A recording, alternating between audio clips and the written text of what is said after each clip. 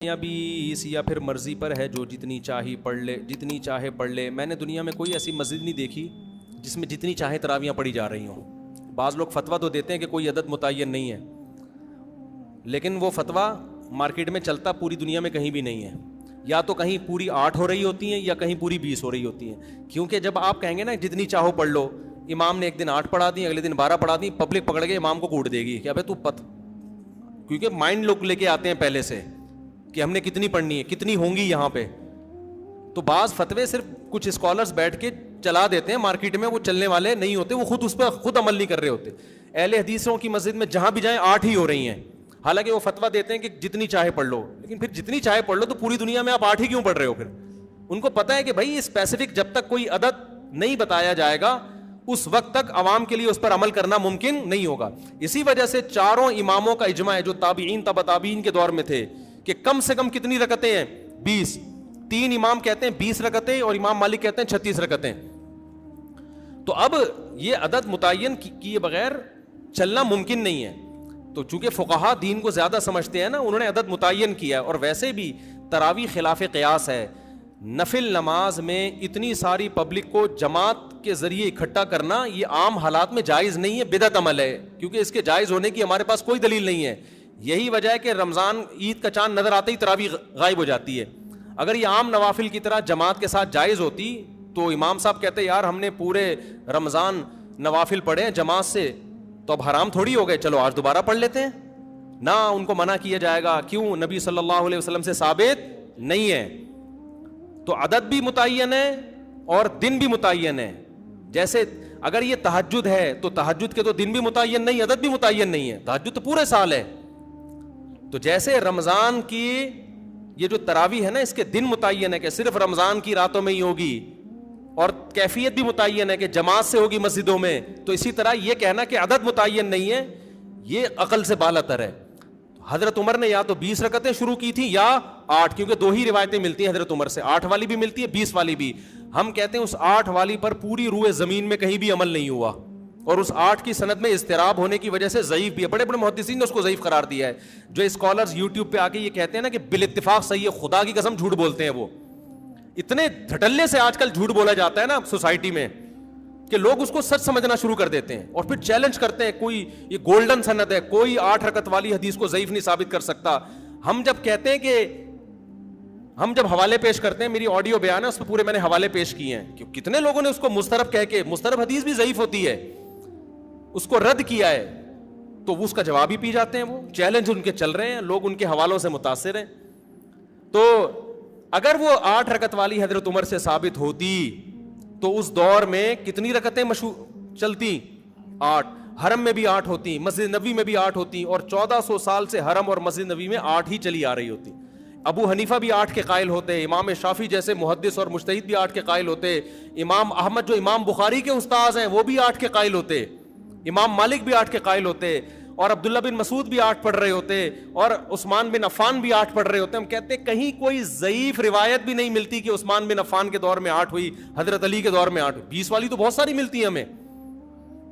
تو اس لیے، اور تواتر عملی بھی ملتا ہے۔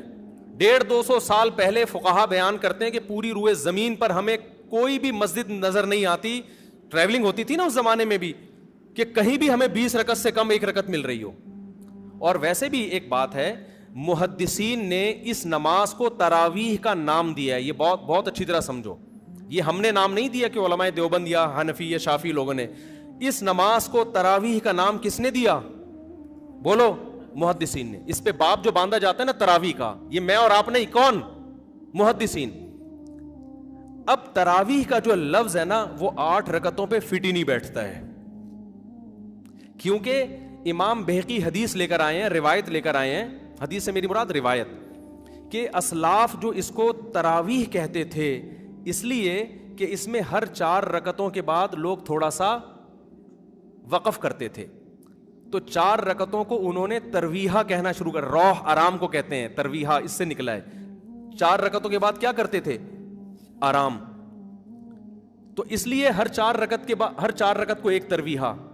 تو اب محدثین نے اس کو نام کیا دے دیا؟ تراویح، فقہا اور محدثین نے۔ تو اس کی وجہ محدثین بیان کرتے ہیں کہ تراویح کا نام اس لیے دیا گیا کہ ہر 4 رکعتوں کے بعد تھوڑا ریسٹ کیا جا رہا ہے. اب مجھے بتاؤ یہ جو عربی لغت میں نا ایک ترویحہ 4 رکعت اور تراویح جمع اقصا ہے. عربی میں جمع کے لیے کم سے کم 3 فرد ہونا ضروری ہے. جیسے رجل ایک آدمی, بھائی چل رہی ہے ریکارڈنگ, رجل ایک آدمی, رجلانی 2 آدمی, رجال 2 سے زیادہ. تو تراویح 2 ترویحوں سے زیادہ, 2 ترویحیں بنتے ہیں 8 رکعتیں اور تراویح بنتی 8 سے زیادہ. کتنی زیادہ یہ اس میں سب آ سکتا ہے. تو 8 رکعتوں پہ تو تراویح کا لفظ فٹ ہی نہیں بیٹھتا, تو محدثین اس کو تراویح کیسے کہیں گے اور تراویح کے باب کیوں باندھیں گے؟ اس زمانے میں اگر 8 رکعتیں ہو رہی ہوتی محدثین کے دور میں تو اس کو ترویحتین کہتے نا, وہ تراویح سے تعبیر نہ کرتے. سمجھتے ہو کہ نہیں سمجھتے؟ اور تراویح ہے بھی جمع اقصا. جمع اقصا کا مطلب عربی میں 2 قسم کی جمع ہوتی ہے, ایک جمع قلت اور ایک جمع کثرت. افعل, افعال, فعلت, افعلت, یہ 4 وزن جمع قلت کے ہیں 3 سے لے کے 9 تک. اور جمع اقصا کہتے ہیں جیسے مساجد, یہ جمع اقصا ہے, بہت ساری مسجدیں اور بہت سارے سے ملتے جلتے الفاظ ہیں, مفاعل یا فعائل کے وزن پر. تو تراویح بھی یہ فعائل, تفاعل اس طرح کا وزن بنتا ہے. یعنی جمع اقصا کا مطلب ہوتا ہے جس میں جو فعائل کا وزن بن رہا ہو, فواعل کا وزن بن رہا ہو. اب یہ صرف کی باتیں نا ہر آدمی کو کھوپڑی میں نہیں آئیں گی. آج کل کے جو اسکالرز آ رہے ہیں ان کو تو ویسے ہی کھوپڑی میں نہیں آئیں گی, کیونکہ ان کو صرف نحو کا الف بے بھی نہیں پتا ہے, عربی گرامر جانتے ہی نہیں ہے, اردو کتابیں پڑھ پڑھ کے پھینک رہے ہوتے ہیں بیٹھ کے. تو تراویح ترویحہ کی جمع اقصا ہے, ترویحہ تفعیلہ اور تراویح تفاعیل. تو تفاعیل کا وزن جمع اقصا کا وزن ہے. یہ جمع کثرت پہ دلالت کرتا ہے.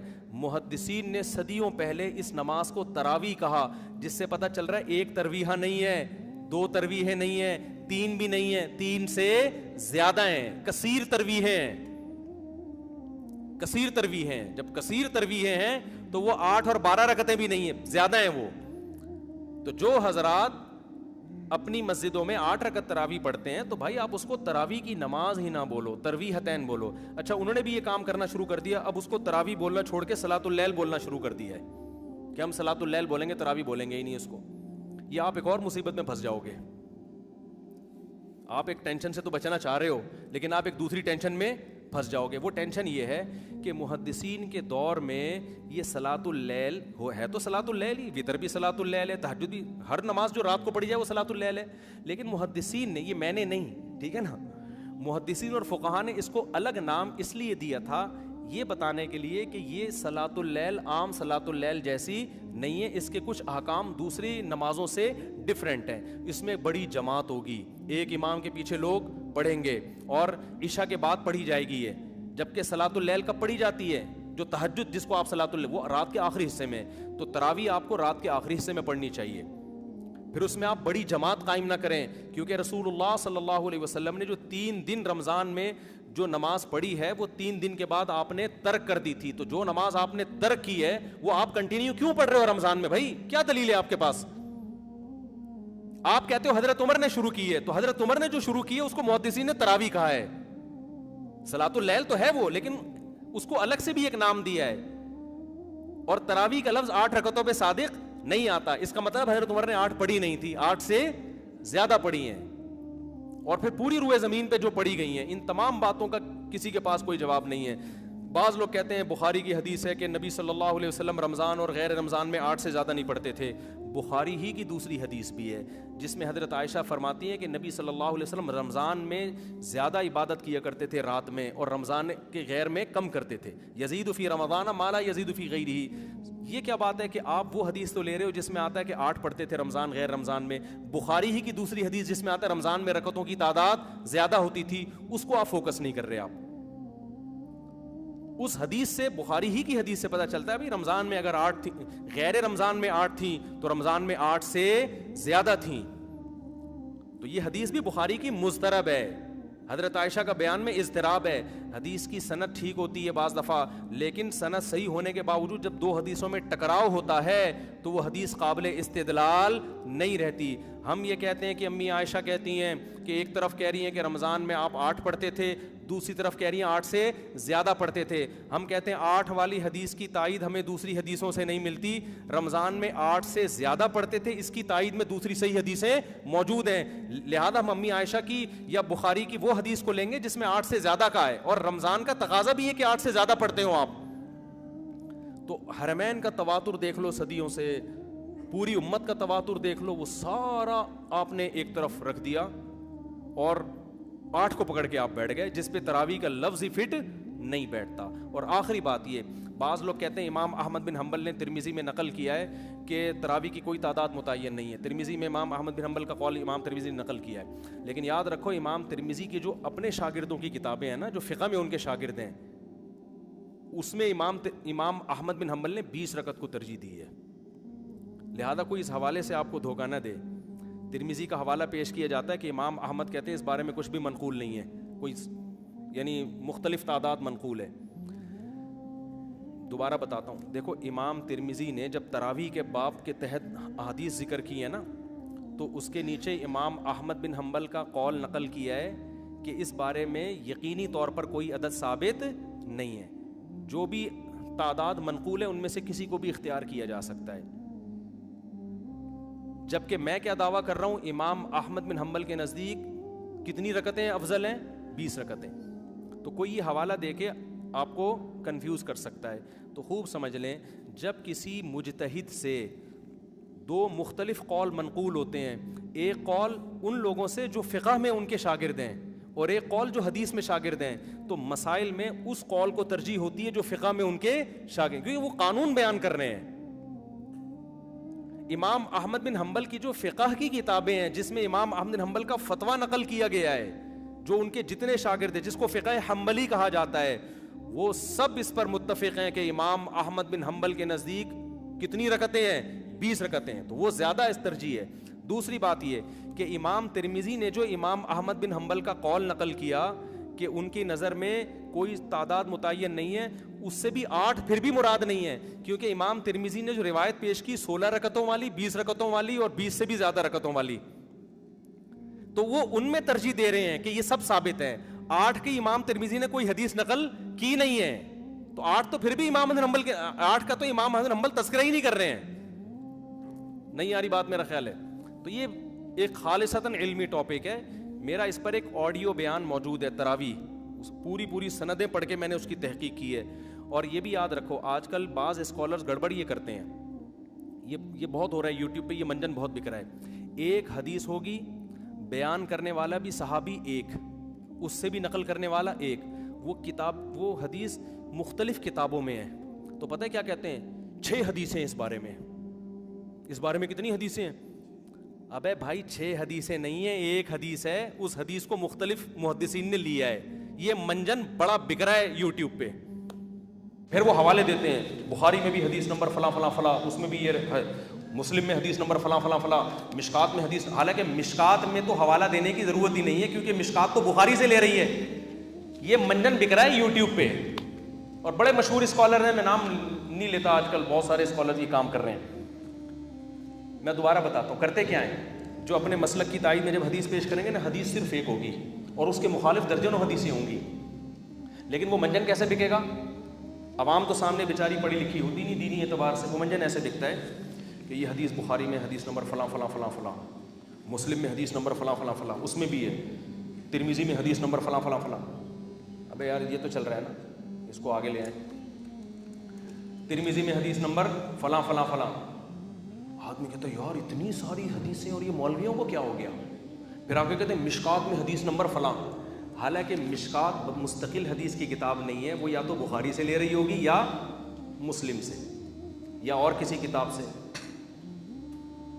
تو جب بخاری کا حوالہ دے دیا تو کم وقت مشکات کا حوالہ کیوں دے رہا ہے؟ ٹھیک ہے نا. یہ ایسے ہی ہے جیسے میں کہوں کہ یہ حدیث بخاری میں فلاں اور ریاض الصالحین میں فلاں صفحے پر, تو ریاض الصالحین نے تو بخاری سے ہی لیا ہے نا. یہ منجن بک رہے ہیں, اور حدیث صرف ایک ہی ہے, وہ نقل کرنے تو وہ درجنوں حدیثیں نہیں کہلائیں گی, وہ ایک حدیث کہلائے گی. زیادہ حدیثیں جب کہلائیں گی کہ کم سے کم ایک سے زیادہ صحابی اس کو نقل کر رہے ہوں, یا کم از کم صحابی کے تو 2-4 شاگرد نقل کر رہے ہوں نا. تو یہ منجن آج کل بک رہا ہے, لوگ بھرم میں آتے ہیں. میں نے جب تراویح پر بیان ریکارڈ کروایا نا, آڈیو بیان ہے, پوری سندیں پڑھ کے, اس میں ایک صاحب نے دعویٰ کیا تھا کہ 8 رکعت تراویح پہ 8 حدیثیں ہیں, حالانکہ 2 حدیثوں کو کیا بنا کے پیش کر دیا تھا. ایک بخاری والی حدیث جس میں آتا ہے کہ نبی رمضان غیر رمضان میں 8 پڑھتے تھے, جس کا تراویح سے تعلق ہی نہیں ہے. دوسری حدیث حضرت عمر سے, وہ بھی ایک ہی حدیث تھی, اس کو گھما کے کتنے 7 حدیثیں بنا کے پیش کی ہے. تو یہ منجن مارکیٹ میں بک رہے ہیں, ملتے جلتے ناموں سے دھوکہ نہ کھائیں. دیکھو دین قرآن و سنت کا نام ہے, اور قرآن و سنت کی وہ فہم جو ائمہ اربعہ نے جس کو سمجھا نا, اسلاف نے جس کو سمجھا, وہ فہم کو آج کے اسکالرز پہ آپ ترجیح دو, چاہے وہ سعودیہ کا اسکالر ہو, چاہے وہ دبئی کا ہو, چاہے وہ پاکستان کا ہو. آج کے اسکالرز پہ اعتماد نہیں کیا جا سکتا. لوگ کہتے ہیں مکہ کے اسکالر نے فتویٰ دیا ہے. بھائی مکہ کے اسکالر میں بھی دونوں طرح کے لوگ ہیں, وہاں بھی ایسے لوگ بھی ہیں جو مضبوط علم والے لوگ ہیں, اور ایسے لوگ بھی ہیں جو سرکاری ٹائپ کے ہیں, گورنمنٹ جو کہہ رہی ہے وہ فتویٰ دے رہے ہیں. ابھی تو وہاں تو خلا اتنا آسان ہو گیا سعودی عرب میں, لیکن اس میں بھی آپ کو فتویٰ مل جائے گا کہ وہ صحیح ہے. تو تحقیق کہاں ہو رہی ہے؟ تو ابھی تو حکومتوں کے بڑے اثرات ہیں. یہ تو پاکستان بچا ہوا ہے, یہاں کے علماء ابھی بھی بہت حد تک حکومت کے دباؤ سے بچے ہوئے ہیں, لہذا یہاں غلط اسکالر بھی بھرپور ملیں گے, صحیح اسکالر بھی بھرپور ملیں گے. لیکن یہ میں آپ کو بتا دوں کہ جب تک پراپر وے میں انسان علم حاصل نہیں کرتا اور اپنے علم کو اسلاف سے جوڑتا نہیں ہے, صرف اپنی کھوپڑی استعمال کر کے لوگوں کو گائیڈ کرے گا, تو وہ غلط گائیڈنس کی طرف لے جائے گا, وہ لوگوں کو صحیح رہنمائی نہیں کرے گا. یہ بڑا مسئلہ ہے آج کل. تو آپ اپنے علم کو اسلاف سے جوڑیں اور دیکھیں ماضی کے فقہا کیا کہتے تھے. ان میں غلطی کا امکان کم ہے, آج کل لوگوں میں غلطی کا امکان زیادہ ہے, کیونکہ علم اٹھ رہا ہے, علم پھیل نہیں رہا. حدیث میں آتا ہے قرب قیامت میں علم اٹھے گا. ظاہر ہے اس سے سائنس اور ٹیکنالوجی کا علم مراد نہیں ہے, وہ تو پھیل رہا ہے, اس سے دین کا علم مراد ہے. اور اسکالرز آ کے آج کیا بات کرتے ہیں, آج جو نالج لوگوں کے پاس ہے وہ پہلے نہیں تھی. بھائی آپ تو حدیث کے خلاف بات کر رہے ہو. حدیث سے پتہ چلتا ہے کہ آج نالج کم ہو رہی ہے, پہلے دین کی نالج زیادہ تھی. بہت ہو گیا میرے بھائی.